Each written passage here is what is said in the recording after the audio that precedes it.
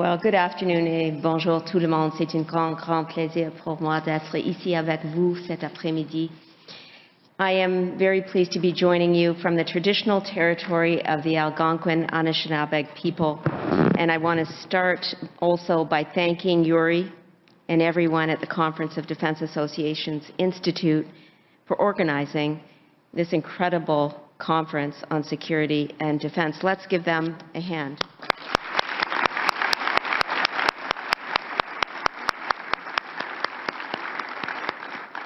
Et je salue également la présence du général Wayne Eyre, chef d'état-major de la Défense, et je le remercie pour son leadership des forces armées canadiennes. Et je salue la présence du sous-ministre Bill Matthews et la chef du CST, Shelley Bruce, peut-être virtuellement. Ça fait 4 mois que le Premier ministre m'a demandé de servir en tant que ministre de la Défense nationale du Canada.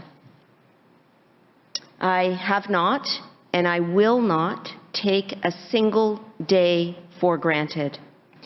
Time is of the essence in everything we do, when so much is at stake for Canada and for the world.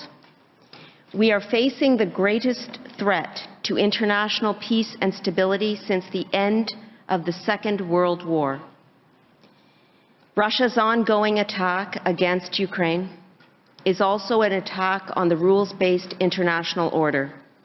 And for this reason, the work that you all do every day to promote stability and security in this world has never been more important. Today, for my remarks, I'm bringing forward a timely question. What can a country like ours, an incredible country like ours, bring to the table when the international order, upon which we all rely, is in such clear and present danger? En tant que Canadien, comment peut-on contribuer à la sécurité de notre monde? And I'm going to, in true professor fashion, address this question in 3 parts. Let us start with an update on Canada's support for our Ukrainian friends.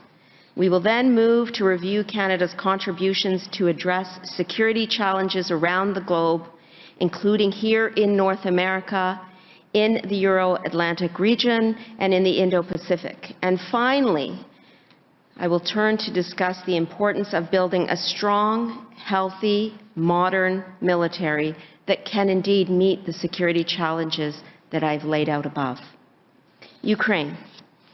On February 24th, I received a call in the middle of the night from Chief of Defense Staff, General Eyre, confirming what we all thought would occur, and indeed what open source intelligence said would occur, which is that Russian forces had commenced a full-fledged multi-pronged attack on Ukraine.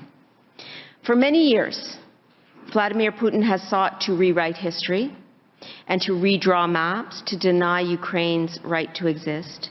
And now Putin has turned his war on history into a war of aggression against innocent Ukrainian people, one that involves the crushing and horrible use of military force. Mais il est clair que Poutine a sous-estimé la force et le courage du peuple ukrainien.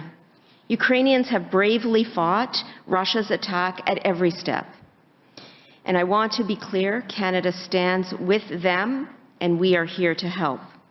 Under Operation Unifier, Canada's training mission in support of Ukraine, our Canadian Armed Forces have trained over 33,000 Ukrainian soldiers, including 2,000 members of the Ukrainian National Guard. And through this mission, Canadian soldiers have conducted over 600 courses on tactical level combat, military policing, engineering skills, military medicine, and much more. This partnership has also been valuable for Canadian Armed Forces members themselves. who developed techniques in camouflage, concealment, and dispersion in this realm. When I was in Ukraine just over a month ago, I saw evidence of just how well Canadians and Ukrainians work together through Operation Unifier, and we are honored to support them in their courageous fight today. Le 26 janvier, nous avons annoncé la prolongation et l'élargissement de l'opération unifiée avec davantage de personnel qui reprendra les opérations de formation lorsque la situation sécurité la permettra. And under this announcement, the Communications Security Establishment, our national cryptologic agency, is also sharing threat intelligence with Ukraine and helping Ukraine defend itself against cyber attacks.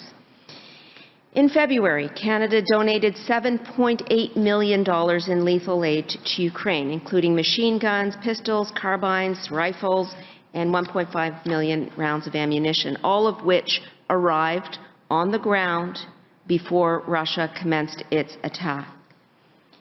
But that was only the beginning. We are providing $25 million more in military equipment requested by Ukraine, including night vision gear, body armor, helmets, and Royal Canadian Air Force airlift support to deliver these goods to support NATO's efforts in the region. We are also providing additional lethal aid.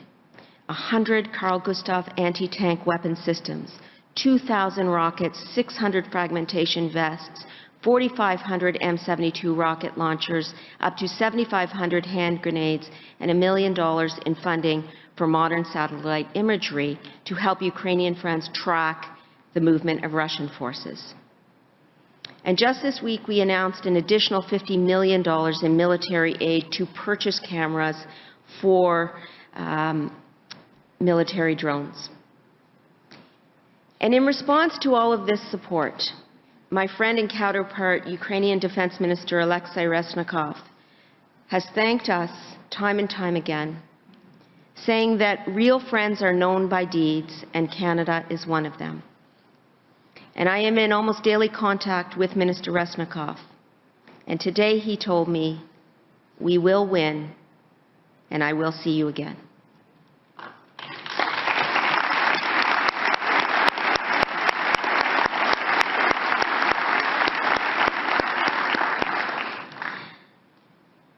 Au cours des dernières semaines, le Canada a également annoncé plusieurs tranches de sanctions économiques sévères et coordonnées contre des banques, des oligarques, des officiels russes, y compris Poutine lui-même. And thanks to Canada and our closest allies, we are moving to ensure that Russian banks cannot benefit from the SWIFT messaging system, moving to paralyze Russia's central bank as well. In short, all of these measures are designed to ensure that there is no safe haven for Russian oligarchs or their assets in the West. And when I visited Ukraine in February, really just a few weeks ago, I met with countless hardworking, smart people. And all they wanted was to be able to live in peace and freedom.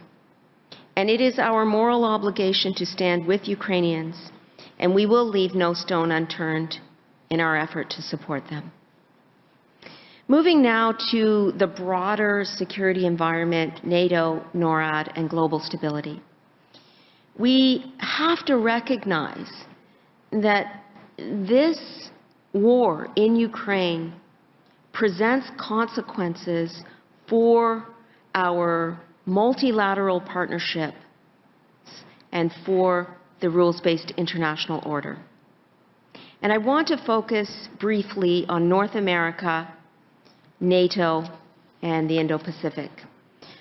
So here at home, obviously, we cannot take our security for granted. Global security threats affect us all, and we have to be clear-eyed and ready for any eventuality. Cela commence par la défense continentale. La modernisation de Norad est un élément clé de ma lettre de mandat et j'ai l'intention de livrer la marchandise. I've got to say I'm very driven by the mandate letter that the Prime Minister has given me. People say it's because I've been trained in report cards. But all I can say is that I focus on that mandate letter with my team every day. And part of that mandate letter is modernizing NORAD. Our recent budget invests over $252 million in initial funding for continental defense, with new investments in situational awareness, modernized command and control, research and development, defense capabilities to deter and defeat aerospace threats to the continent. But this is just the beginning. This is what I want to assure people of. This is just the beginning. We have so much more work to do on NORAD modernization. In that vein, I am in frequent contact with my counterpart, Secretary Lloyd Austin in the United States, about what we must and what we can do to enhance continental defense capabilities and ensuring the sovereignty of our Arctic. We are making landmark investments to increase our Arctic defenses through joint exercises, 6 new Arctic and offshore patrol vessels, enhanced surveillance and intelligence capabilities. Make no mistake, Canada will be at the table in the short term with a robust package to modernize NORAD, a system that has kept Canadians and Americans safe for over 60 years. Moving to the Euro-Atlantic, in Europe, our support for our NATO allies remains unwavering. Ça c'est clair. Même si nous ne pensons pas qu'une attaque contre un pays, l'OTAN, soit imminente, nous devons être prêts et nous devons faire notre part pour assurer la sécurité de l'Alliance. Under Operation Reassurance, Canada is active on land, air, and sea to support our allies in Europe, especially those in NATO's eastern flank. And just this week, the Prime Minister and I announced the extension of the multi-year commitment beyond 2023. On land, Canada leads NATO's Enhanced Forward Presence Battle Group in Latvia, with over 540 Canadian personnel on the ground and more to come. In fact, I just returned from Latvia, where alongside the Prime Minister and NATO Secretary General Jens Stoltenberg, I visited Camp Adaji and witnessed the enduring integration between Canadian forces and our allied counterparts. In the air, our Royal Canadian Air Force participates on a rotational basis in NATO air policing missions in Romania, demonstrating our ability to respond to any possible incursion of Allied airspace. And I am pleased to confirm that our next air policing rotation will begin this summer. And at sea, Canada has a frigate deployed to the region on a persistent rotational basis, currently HMCS Montreal, soon to be joined by HMCS Halifax. And just a few weeks ago, we announced a significant expansion of Operation Reassurance itself, with up to 460 additional personnel.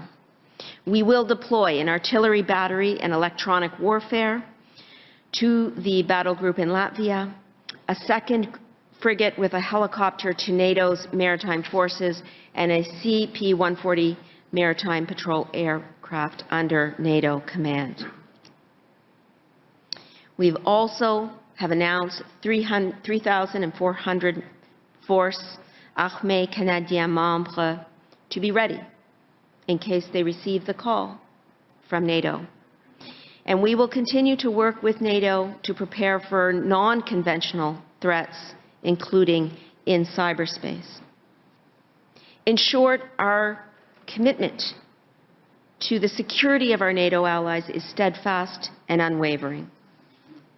And we stand ready to defend every inch of NATO territory.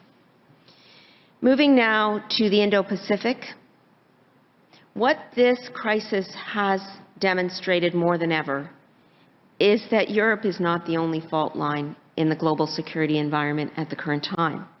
En tant que nation du Pacifique, le Canada est depuis longtemps un partenaire pour la paix, la coopération, la stabilité dans la région Indo-Pacifique. And what we're doing is developing Indo-Pacific strategy to guide Canadian engagement. But in the meantime, we must be committed to what we can do in that region. And the Royal Canadian Navy has had a long history of regional engagement, in fact. And we are looking to increase its presence with more port visits, with more training, with more exercises with international partners and allies. Why? We have to be fully cognizant about China's range of assertive activities in the Indo-Pacific region and around the world, and the patterns are there for all to see, frankly. China seeks to achieve its geopolitical goals through a mix of political, economic, and military means, including coercive behaviors in the East and South China Seas, hostage diplomacy tactics, as we saw with the two Michaels, irresponsible and very concerning behavior in cyberspace, and theft of intellectual property and sensitive technology. Ces actions violent l'ordre international fondé sur les règles et menacent les sécurités maritimes. We are not alone in being concerned about this region. Canada enjoys excellent relations with our Five Eyes partners in Australia and New Zealand, and we are working to deepen our relationships in the ASEAN and South Asia partners. And now my final section, and arguably the most important section for the duration and the longevity of the protection of our country and our continent and our contributions globally, and that's a strong and healthy military. Because none of the commitments that I have described here today are possible without a strong, healthy, and modern military that is equipped to fight and win. At the core of the military are people. Members of the Canadian Armed Forces are our #1 resource and our first priority. Throughout this pandemic, they have never faltered, always answering the call of service, and I want to thank every one of them from the bottom of my heart.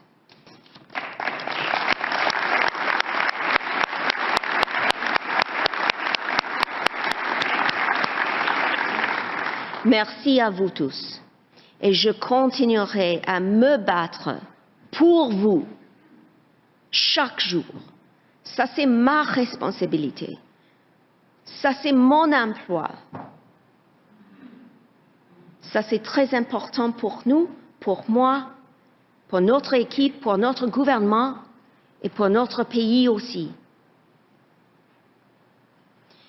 And given the security challenges that we face, we want more Canadians to choose to wear the Canadian Armed Forces uniform. Under General Eyre's leadership, our Canadian Armed Forces are prioritizing reconstitution, recruitment, and the retention of talent. What does that look like? There are so many new programs and policies we have in place that I cannot mention them all here in this speech.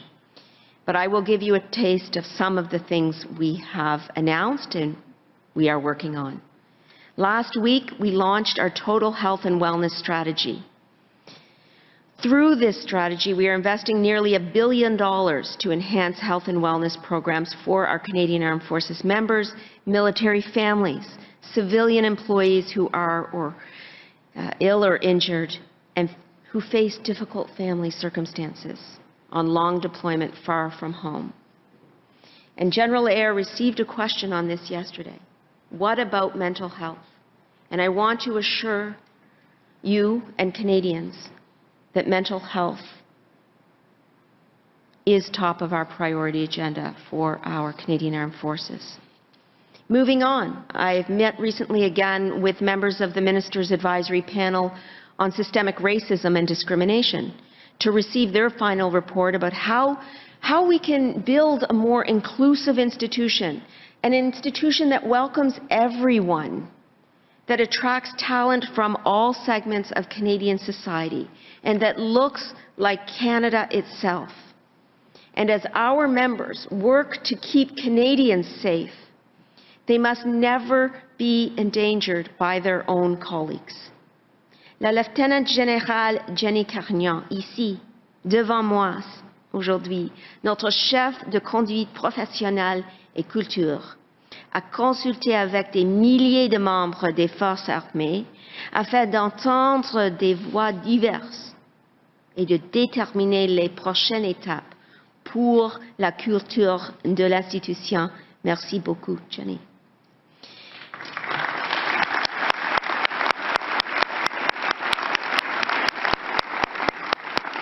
And we are also proud to be expanding the reach and mandate of the Sexual Misconduct Response Center, led by Dr. Denise Preston, where CAF members and DND employees can seek confidential support and professional counseling. Aussi très important. And last November, I announced, just 6 days on the job, which was somewhat daunting, that I accept in full the recommendation of Justice Louise Arbour to defer the investigation and prosecution of military sexual offenses to the civilian justice system. And we are modernizing the military justice system by fully implementing the Declaration of Victims' Rights. So all of this just goes to say that les changements culturels dans les forces armées canadiennes sont très importants pour moi, pour nous. Pourquoi? Parce que nous avons besoin d'une institution où tout le monde peut travailler avec les protections quand il travaille. And then lastly, on defense spending. The bottom line is that we need a well-equipped military that can defend our country and contribute to continental and global security. And not for a moment does this leave my mind. And I'm pressing and pressing to ensure that we, as a government, are able to step up to support and invest in a well-equipped military that can defend our country and contribute to continental and global security. And you in this room, you know this better than most, that sustained and predictable investments are crucial. Now, I know that Chris is going to ask me about procurement, so I'll just preempt the questions a little bit by just saying that we know the stat of 70%. We know that we have committed under Strong, Secure and Engaged to invest over a 9-year period 70% in our defense spending. Ça, c'est important. It's a plan for our soldiers. It's a plan to ensure we have a modern and well-equipped military. Une flotte moderne, par exemple, d'avions de chasse est essentielle pour défendre le Canada. Et c'est pourquoi nous investissons dans le projet le plus important de l'histoire récente de l'aviation royale du Canada. It's a competitive and independent procurement process. And we are moving forward towards a contract award this year for the Future Fighter Capability Project, which will deliver a new fleet of 88 new fighter jets. And we are also investing in 15 Canadian service combatants for our Navy. This project will help revitalize the Canadian shipbuilding industry and will create tens and thousands of jobs in our country. Despite the global pandemic, we are still on track to increase our defense spending from $18.9 billion to $32.7 billion in 2026-27. And in conclusion, ça c'est un moment crucial pour notre monde, pour notre pays, pour notre continent. And our adversaries may think that they can erode the rules-based international order without consequence. But this order has kept us safe for the longest period of peace in modern history, and we will always step up to defend it. Our adversaries think that NATO can be divided because we are 30 sovereign states, but we are more united than ever before. Our adversaries think that we are weak because we are liberal democracies, but that is exactly what makes us strong. And alongside our allies, we are prepared to defend every inch of NATO territory. To those who wear the Canadian Armed Forces uniform, in this uncertain world, your service is more important than ever, and you make us proud, you make me proud to be Canadian. And I'd like to conclude, encore une fois, and ask you all to join me in thanking the members of our Canadian Armed Forces and the civilians who support them for your vital work to protect our country, our allies, and our partners, and the security of our world. Merci beaucoup.